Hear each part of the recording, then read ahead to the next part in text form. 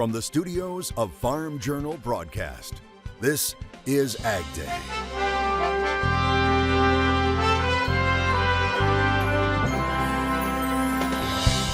Neighbor helping neighbor. What can Extension do for these people? That was the first thing on my mind. How an old-fashioned bucket brigade is helping people get back on their feet following flooding in eastern Kentucky. A new effort in Congress to keep small beef producers in the game, but not everyone likes it. We hope that the bill can be changed because we didn't have any input on it. As soybean meal surges, pulling soybeans along for the ride. So if the meal is headed higher, it's hard to be short beans. What analysts are watching as USDA prepares to release new numbers that could move markets right now on AgDay. Good morning, I'm Clinton Griffiths. Later today, USDA will release its latest supply-demand report. It's the agency's first survey-based crop estimate. Many market watchers are expecting to see declines in expected production due to extreme heat and dry weather in some key growing areas. Now, grain markets, especially soybeans, trading higher ahead of those numbers being released. There are concerns about lower yields, and soybean meal prices are also supportive, both futures and cash. USDA's average spot price for meal in Illinois closed at $605 per ton on Wednesday, the highest since 2016. Now, market analysts say it's due to strong demand. So if the meal is headed higher, it's hard to be short beans. That's 81% of the bean. And bean oil has definitely moved higher as well, breaking out to the upside with a reversal in crude. New crop sales of soybean meal were also very strong in this week's export report. We'll have those new supply and demand numbers for you later today when they're released at noon. Of course, we'll bring them to you online and on air. The United States loses an average of 17,000 beef producers each year. However, legislation was recently introduced in the House to change that trend. AgDay's Michelle Rook joins us with reaction. Clinton, amid the ongoing battle over regulation of beef packers, House Agriculture Committee Chair David Scott has filed legislation that would target new federal assistance to small cattle operations. So far, it's received mixed reaction from the cattle industry. The Small Family Farmer and Rancher Relief Act would boost the premium subsidy for livestock risk protection insurance by 20% to as high as 75% for small ranchers with 100 or fewer cattle. It would also create a formula for indemnity payments whenever the farmer's share of the retail beef price falls below 51.7%. Producers would pay just $100 per year to be eligible for those payments. The nation's largest cattle trade association says while appreciated, H.R. 8590 falls short, especially in northern states. Well, the biggest problem with it is the level that he put in there on the number of cows that are impacted. For a lot of states, 100 cows per producer is a tough level for most of our producers to qualify. Wilkinson is skeptical the bill will get much traction in the lame duck, and during that time they would like to provide input on revisions in the language. We hope that the bill can be changed because we didn't have any input on it. Actually, I don't know that any of the ag groups had any input on it, and we'd like to have some input on how we can change it to better impact all cattle producers. The bill would also create a small rancher market access competitive grant program focusing on direct-to-consumer and direct-to-institution sales. Small producers and cooperatives could get grants of up to $500,000 to help provide the infrastructure to process and market meat products locally. Now, Scott says he may try to move the legislation separately or include it in the 2023 Farm Bill. He also hopes to sign on a variety of co-sponsors for the bill and has reached out to House Democratic leaders and to Republicans on the House Ag Committee. Now, 2 years ago, this is what we were talking about. The costliest thunderstorm in recorded history hit the heartland. The powerful August derecho, packing 100-mile-per-hour winds at times, traveling over 770 miles in just 14 hours, causing widespread power outages, damaging buildings like the one you witness here, and flattening crops. Now, the storm, it was fueled by hot and moist weather. Damage from the storm coming in at $11.5 billion.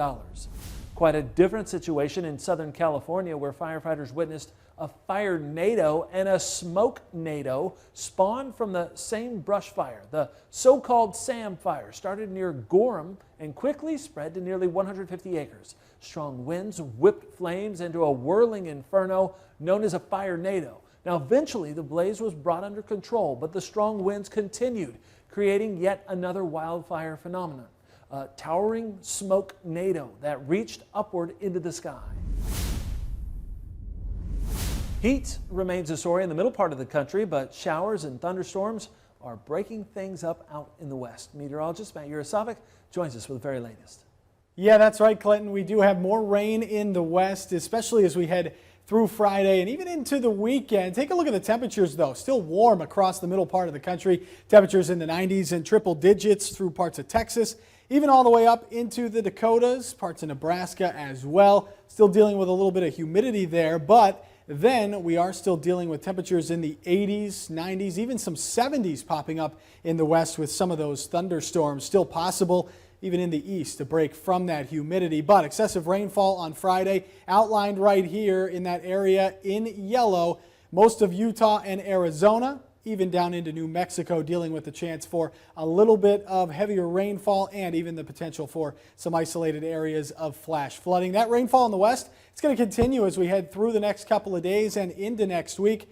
More rainfall for the Gulf Coast and the upper Midwest, especially as we head into the second half of next week, and we'll continue to track that right here on Ag Day. We'll have more on that forecast in just a little bit.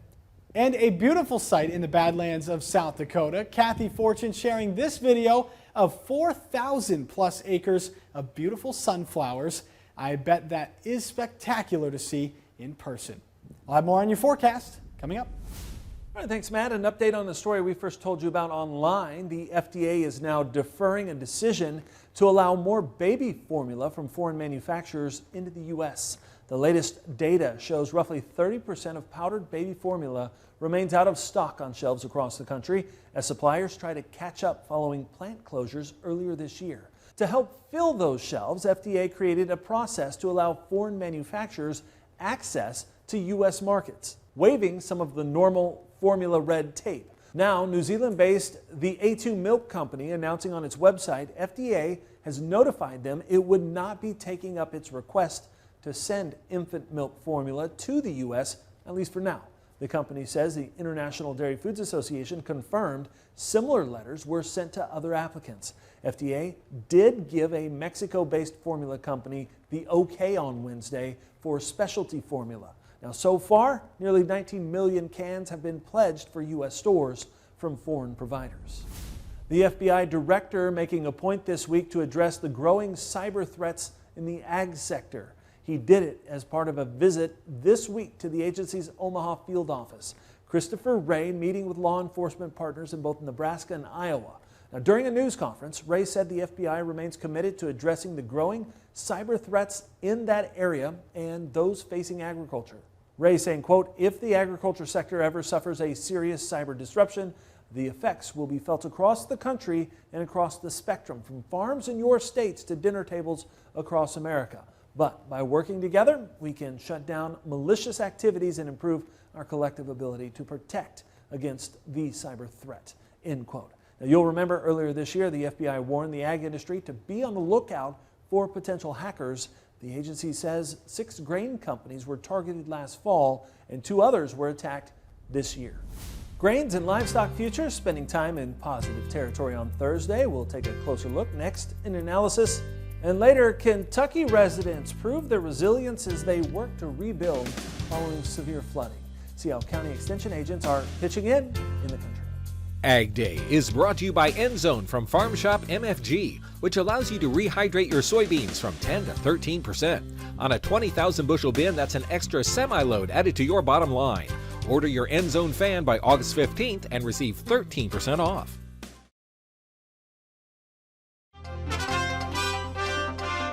Backnology Days is back. August 25th through the 27th. Come see for yourself why this annual event draws thousands of farmers to Atlanta, Indiana. Learn more and register today at bexhybrids.com/field shows. The rally in the grain market continued amid concerns about persistent dryness and what that will mean for yields. Michelle Rook is back with a look at what we're watching at the end of the week. Joining us with market analysis, Mike Zuzolo with Global Commodity Analytics. WASDE coming up later this morning, Mike, and let's talk about what did the bulls need to keep this market going, because we've had a pretty good rally going into this report. Yeah, I mean, I think the weather drums are finally beating pretty loudly at this point. So I think by the time we closed out Thursday's trade and got into the evening trade, Michelle, we were probably starting to think of a yield decline. And that's not a surprise that the trade would think that, because we did see a yield decline by USDA in August of last year. I say that with a huge caveat, though. We still have better conditions in Minnesota and Iowa right now versus a year ago. So I think some type of yield decline keeps the bull fed, the weather bull and the weather drum beating. I think in the soybeans, it's a really big question mark because they've really been currency dependent. The Brazilian real 2 days in a row this week has started to weaken on the close. You've seen the air let out of the soybean balloon as a result of that, and longs taking profit. So that kind of indicates to me that the beans are getting in thin air territory here, and they really need some good numbers. Well, because of when these surveys were taken, is it likely we're going to see the biggest part of this yield represented in this report, or are we going to have to wait till the September report? Yeah, I think that's a really good point and a very fair point, because this crop has been slow in maturity and late, and so it's behind, it's vulnerable. And I think that's where, when I took a tour from Atchison, Kansas to Detroit, Michigan, it was a surprise to me just in 4 days how much the crop had declined from when I went to when I came back. And I wonder if the USDA is going to pick up on that. Crop conditions suggest that they will, but I'm not sure the vegetative index will really come into play here other than the drought monitor. What do we see for acreage changes with PP and with the acreage surveys?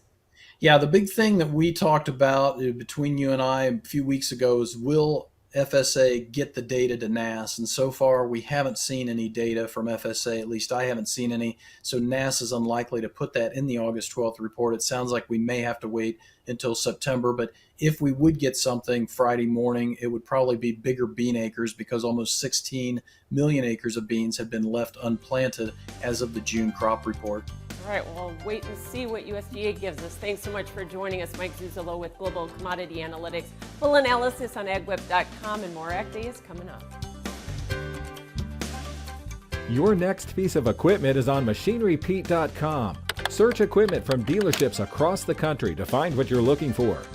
Only on MachineryPete.com. Meteorologist Matt Yurosavik joining us here, taking a look at, well, really, we may get quite a bit of rainfall out there, and they've had quite a bit out in this part of the country with these monsoon rains. Yeah, they have over the last couple of weeks. That's going to continue. That pattern's not going anywhere. It's really starting to help those drought conditions. We'll take a look at that in just a second. But yeah, it's this area here in the west still dealing with more of that heavy rain. And you can see that excessive rainfall outlook for Friday outlined in yellow. Those are the areas that need to be watched just to the west of Las Vegas, all the way up into parts of Utah, just south of Salt Lake City, and then down towards Phoenix, even into those southern areas of Arizona, even into the mountains there of New Mexico. Heavy downpours, some thunderstorms could create some flash flooding there for Friday. This is going to be the case not only through Friday, but into the weekend and next week as well. Still dealing with a lot of that rainfall. So here's a look at the rainfall estimate. Again, not going to show up as a whole lot here, but with some of those heavier rains, you'll see some isolated areas getting up to an inch or two, or even more than that, of rain there in the west. Another light system coming out of the northern plains there on the weekend, and then more of those scattered showers and storms, Florida all the way through the Gulf Coast and up into the east. But take a look at the drought monitor, updated, and here we go. We've got some improvements here all the way through Colorado, parts of Utah, parts of Nevada, and California, where we have not seen much improvement recently, and Arizona looking much better now. Still have some improvement that is needed, but we've got a lot more going on. Take a look at this, a little bit of yellow, some clearer there in parts of the Rockies, and we're improving a great bit there in Arizona and even parts of New Mexico, where we're going to continue to see rainfall possible as we head through the weekend and into next week. High pressure in the center of the country still creating the chance for storms in the west and still bringing in the wet weather in the east. A lot of those scattered showers and storms here. And there's that little system moving through the upper Great Lakes. As it moves eastward, just a couple of showers and storms with that. Not a washout by any means, and clear skies following suit, and temperatures still remaining very warm. 90s and triple digits through the middle of the country this afternoon. A little break from that heat and humidity continues in the east, especially as we head into the weekend. And then look at the temperatures tomorrow afternoon. Still warm, but still lower humidity off into the east. Still dealing with the heat and humidity, though, right through the middle of the country. And that jet stream will show it all the way through next week. Not going anywhere with a ridge through the middle of the country. Chances for rain in the west and more chances for rain and mild temperatures in the east, and we'll continue to track that right here on Ag Day. That's a look around the country. Now let's take a look at the weather where you live. Cary, Ohio, mostly sunny and comfy, a high of 78 degrees. Alva, Oklahoma, mostly sunny and hot, a high near 96 degrees. And Bisbee, Arizona, heavy rain and thunderstorms possible, a high near 81 degrees. Backnology Days is back, August 25th through the 27th. Come see for yourself why this annual event draws thousands of farmers to Atlanta, Indiana. Learn more and register today at bexhybrids.com/fieldshows.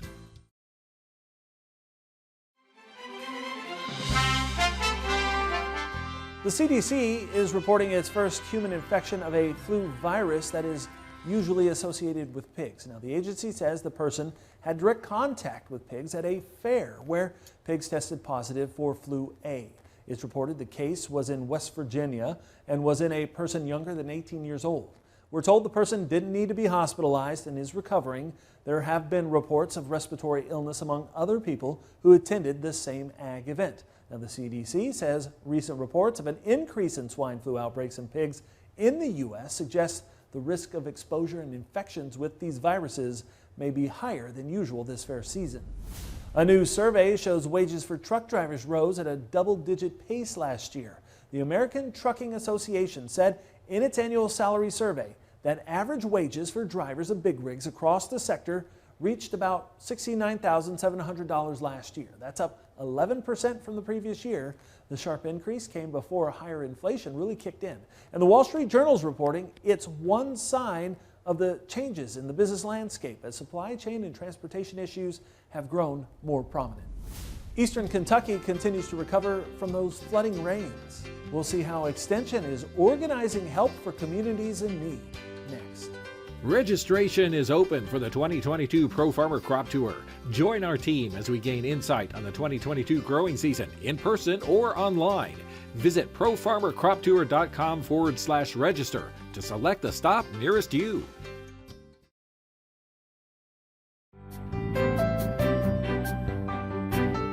After historic flooding in eastern Kentucky last month, help is coming from everywhere. University of Kentucky photojournalist Brian Volan shows us the work of the Pendleton County Cooperative Extension, which organized a bucket brigade that's bringing much needed supplies to flood victims. It's been a lot. I've never seen anything like it in my life. What can Extension do for these people? That was the first thing on my mind. So how can we be most effective? So I thought 5-gallon buckets. Buckets are as handy as a pocket on a shirt, and I carry them at the office all the time. And within 4 days, we've collected over 156 buckets to distribute here in Knott County. She wanted to come and bring buckets, and I said, yes, come. So each bucket has personal hygiene items, cleaning supplies, some publications from the University of Kentucky for how to clean up after a flood for those health and safety concerns. And we even wrote a little letter from Pendleton County just to kind of give them a little pep talk to say, hey man, we've been here too, and we believe in you, and this is our first level of flood relief. More is to come. Because they needed things bad. We didn't have power. We've sent a couple of crews with some buckets and cleaning materials out into some of the smaller haulers that really need all of the support that we can get. So we're taking the message to them. And today is really great for all of these county offices to come together and really rally to create a central place where they can get information, they can get a hot meal, and they can get a little bit of a bucket of hope to take home with them.